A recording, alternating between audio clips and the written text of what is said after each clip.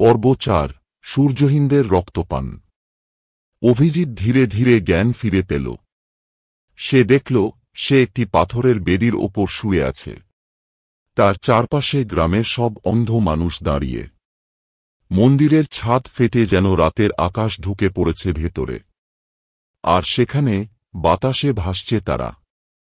তারা মানুষের মতো, কিন্তু তাদের চোখ হাড়ের গর্তের মতো খালি। তারা বাতাসে স্লথ ভঙ্গিতে নড়ছে। তাদের নখ লম্বা, কঙ্কালের মতো হাত, আর দাঁতগুলো সূচালো।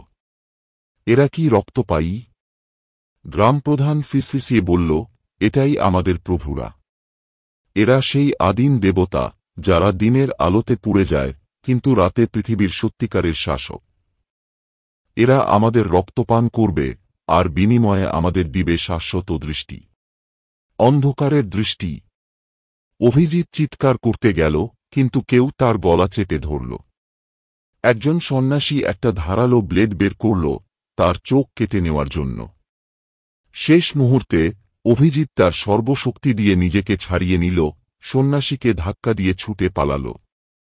কিন্তু বাইরে বেরিয়েই সে দেখল আকাশ লাল হয়ে গেছে।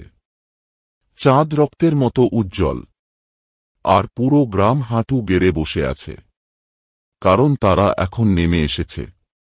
তারপর সব অন্ধকার হয়ে গেল। কেউ আর অভিজিৎকে খুঁজে পায়নি। কিন্তু এরপর থেকে সেই গ্রামে মাঝরাতে অদ্ভুত একটা কান্নার শব্দ শোনা যায়। ফিসফিসানি ভেসে আসে বাতাসে। তারা আমাদের নিয়ে গেছে।